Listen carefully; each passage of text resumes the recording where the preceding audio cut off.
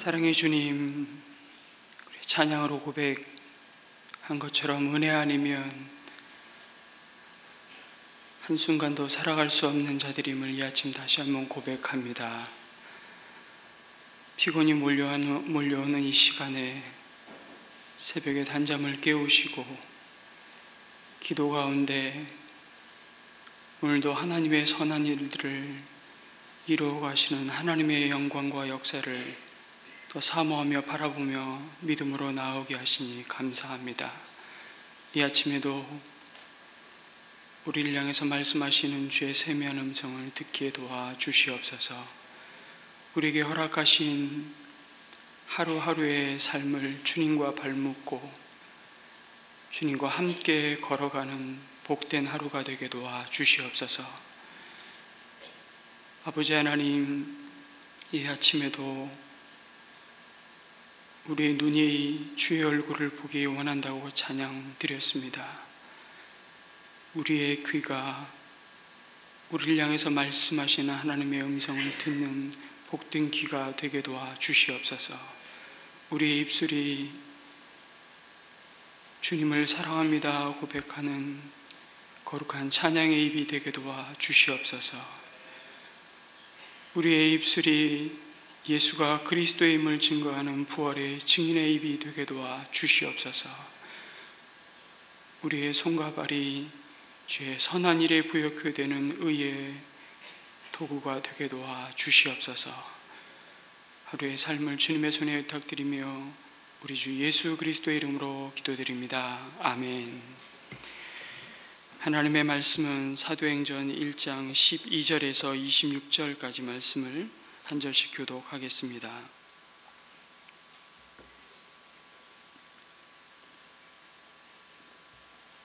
사도행전 1장 12절에서 26절 마지막 절까지 한 절씩 교독하겠습니다.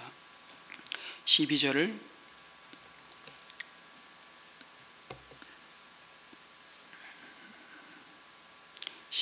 먼저 읽습니다.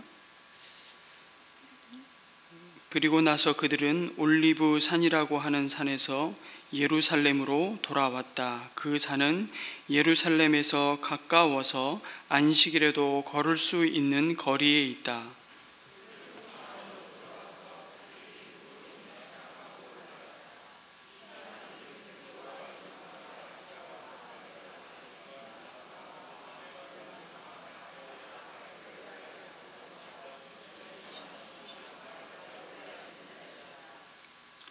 이들은 모두 여자들과 예수의 어머니 마리아와 예수의 동생들과 함께 한 마음으로 기도에 힘썼다.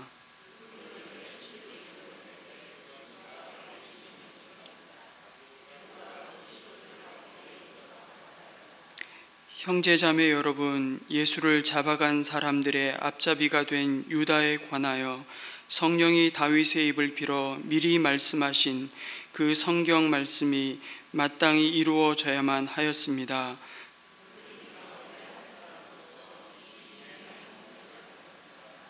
그런데 이 사람은 불의한 삭스로 밭을 샀습니다. 그러나 그는 거꾸러져서 배가 터지고 창자가 쏟아졌습니다.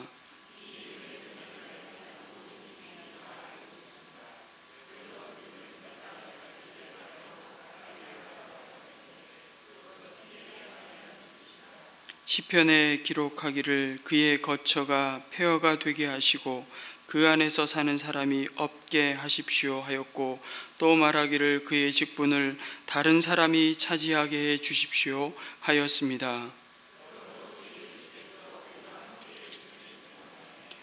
곧 요한이 세례를 주던 때로부터 예수께서 우리를 떠나 하늘로 올라가신 날까지 늘 우리와 함께 다니던 사람 가운데서 한 사람을 뽑아서 우리와 더불어 부활의 증인으로 삼아야 할 것입니다.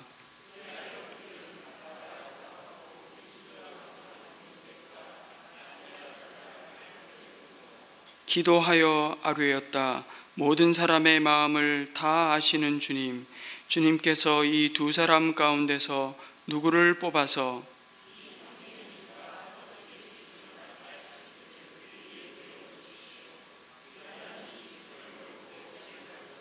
같이 읽습니다.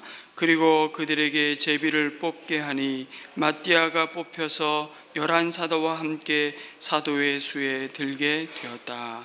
아멘. 감람산에서 예수님의 승천을 지켜보았던 사도들과 제자 공동체는 예수님의 지시하심을 따라 예루살렘으로 돌아왔습니다. 그런데 오늘 말씀해 보니 예수님이 승천하신 올리브산에 대한 특별한 언급을 하고 있습니다. 그 산이 예루살렘에서 가까워서 안식일에도 걸을 수 있는 거리에 있다고 밝힙니다. 이 거리를 보통 한 1000규빗, 한 1km 남짓되는 거리로 보고 있습니다. 구약의 이스라엘 백성들이 안식일의 율법을 받고 불과 구름기둥으로 광야를 걷다가 불과 구름기둥이 멈추면 그 자리에서 장막을 치기 위해 걸어갈 수 있는 거리가 한 1km쯤 1000규빗 되었기에 그때로부터 율법에 그렇게 안식일의 규정법에 그렇게 정하여 두고 이렇게 지켜왔습니다. 여러분, 누가는 직업이 의사입니다. 매사가 치밀하고 정확한 성격의 사람입니다. 그리고 예수님의 행적뿐만 아니라 그 이후 교회의 공동체가 겪을 수밖에 없었던 얼마나 많은 사연과 사건들을 기록하여 말하고 싶지 않았겠습니까? 그리고 우리가 보기에는 예수님이 승천한 장소를 분명히 확인하고 기억하는 것은 굉장히 중요하리라는 생각이 듭니다.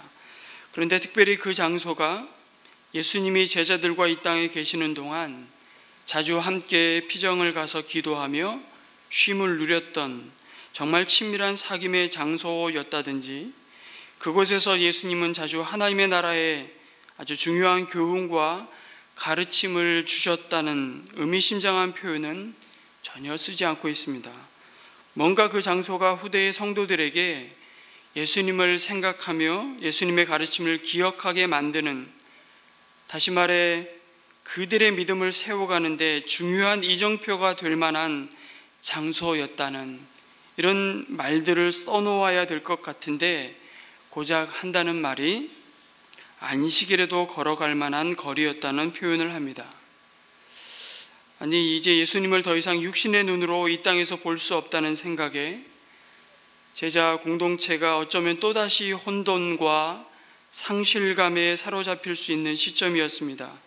앞으로 이 공동체가 어떤 방향으로 달려가야 할 것인지 모두들 멘붕이 와 있는 상태였을 수도 있는데, 굳이 이런 의미 있는 장소를 이런 식으로 기억할 필요가 있었을까? 이런 생각을 해봄직합니다.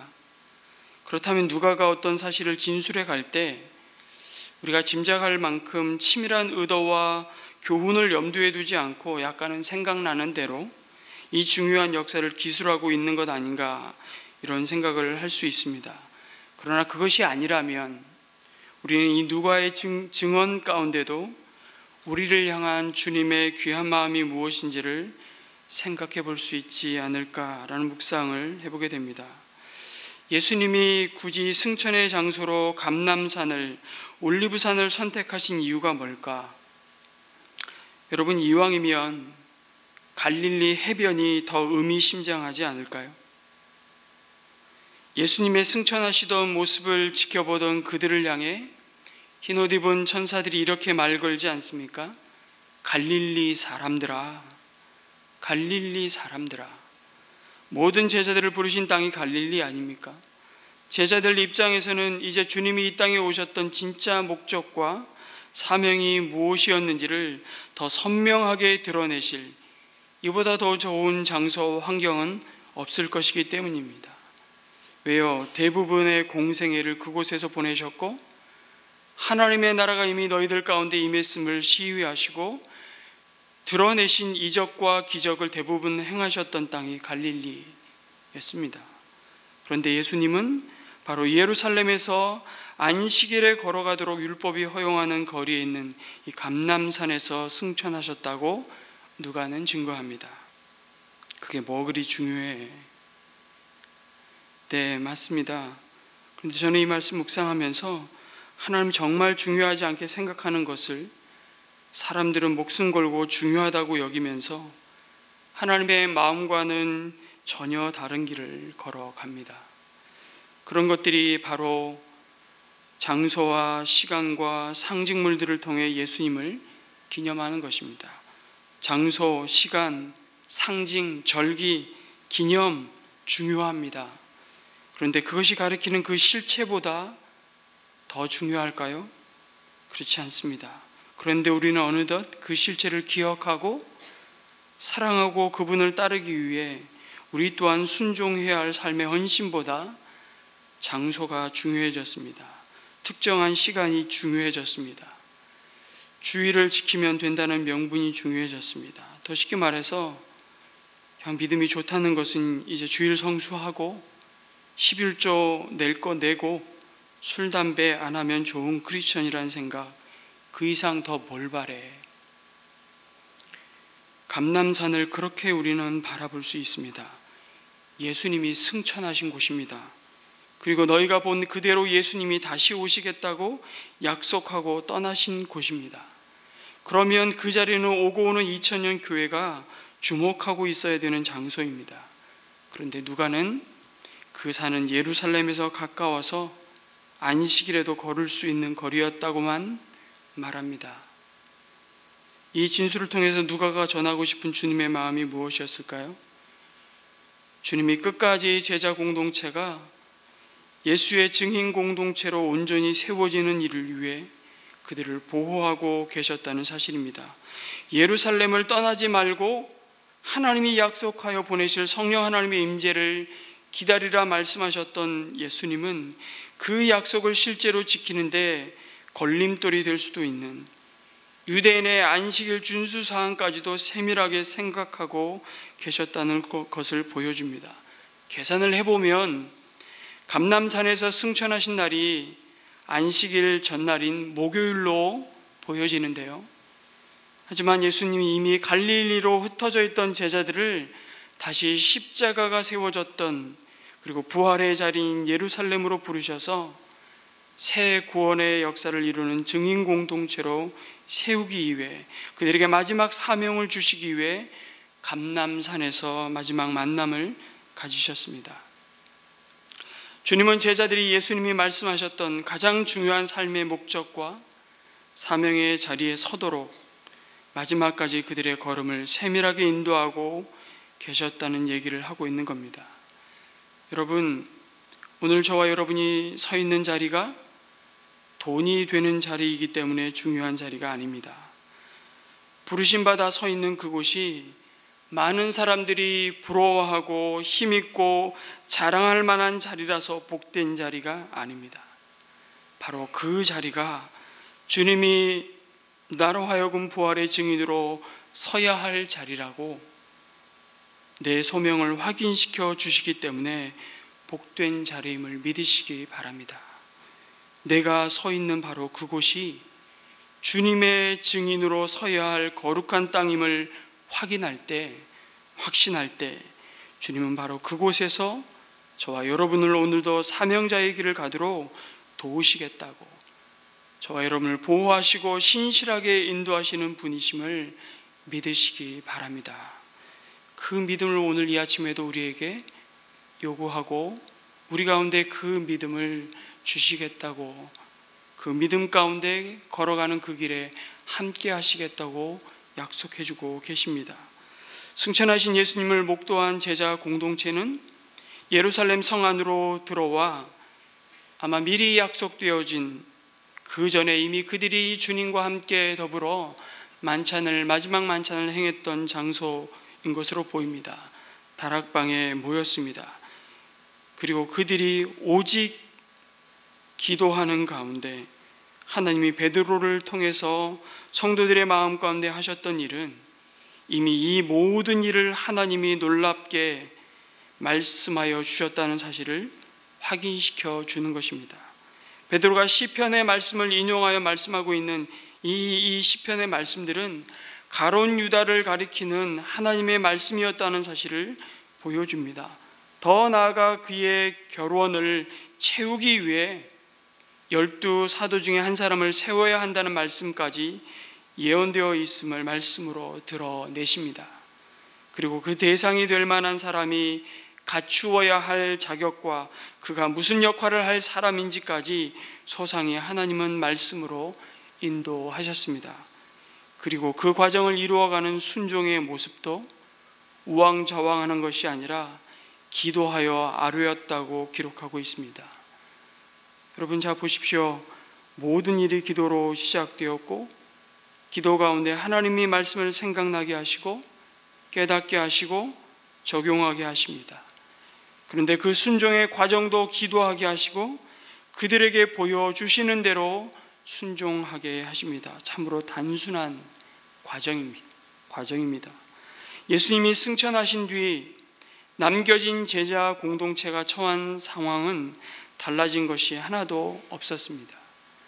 부활하신 주님을 그들의 두 눈으로 분명히 확인하고 의심이 많은 제자 가운데 도마 같은 자는 예수님이 십자가에 못 박힌 손과 옆구리의 창자국을 친히 확인까지 받았습니다. 그렇게 놀라운 부활의 영광과 능력을 보고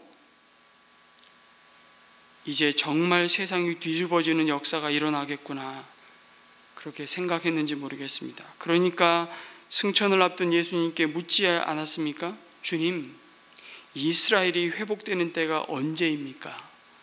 질문하면서도 이미 그들의 마음속으로 답을 가지고 있습니다. 그때가 지금 아니겠습니까? 세상이 주님을 이기지 못하는 것을 이제 우리들이 확실히 확인했습니다.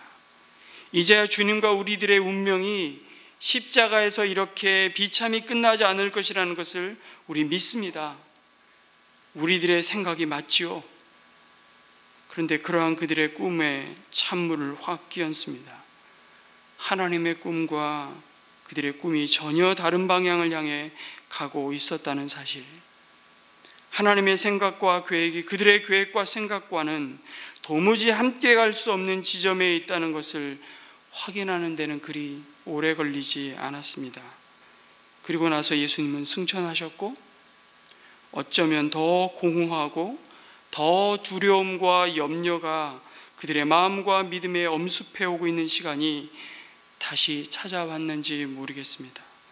이제 진짜 예수님이 그들 곁에 있지 않다는 생각에 불안한 마음이 또다시 스멀스멀 그들의 내면 깊은 곳을 지배하기 시작합니다. 서로를 의지 삼아 흩어지면 안 되겠다는 생각이었는지, 아니면 너희는 예루살렘을 떠나지 말라는 예수님의 마지막 명령을 지키기 위해서였는지 한 다락방의 제자 공동체는 모였습니다. 그리고 그 숫자는 120여 명 정도였다고 밝히고 있습니다. 여러분, 오병이어의 기적을 체험하고 예수님을 왕 삼고자 그분을 따라다녔던 군중이 수만 명이었습니다. 예루살렘에 입성할 때 호산나 호산나 다윗의 자손으로 오시는 이여라고 환호하던 수만의 군중은 다 사라졌습니다. 그래도 예수님이 계시던 그때가 좋았는데, 그렇게 마음을 달래며 그들이 할 수 있는 일이 무엇이었을까요? 아무것도 없었습니다. 아니, 한 가지밖에 없었습니다. 함께 한 마음으로 기도에 힘쓰는 것이었습니다.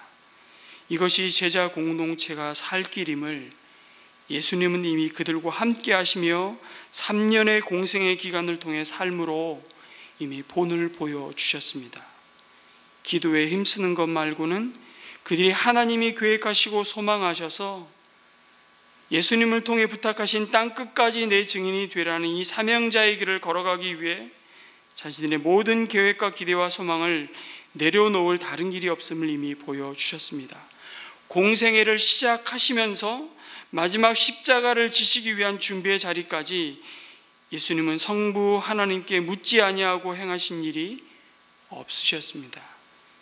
기도는 하나님과 그의 백성이 함께 길을 걸어가되 한 방향을 향해 달려가도록 하시는 영적인 휠 얼라이언먼트라는 생각을 지울 수가 없습니다. 제가 천안을 한번 내려갈 일이 있어서 차를 끌고 열심히 천안을 내려가서 파킹을 해놨습니다. 그리고 다시 올라오려고 차를 보는 순간 내 옆에 있던 사람이 경악을 금치 못했습니다. 후배하고 같이 내려왔는데, 형, 우리 내려오다가 이미 천국 갈 뻔했어, 그러더라고요. 바퀴에 타이어 철심이 다 튀어나온 거예요. 휠 얼라이먼트를 체크하지 않고 그렇게 고속도로를 달리다가 타이어 바퀴가 한쪽이 다 닳아서 철심이 튀어나와 있더라고요.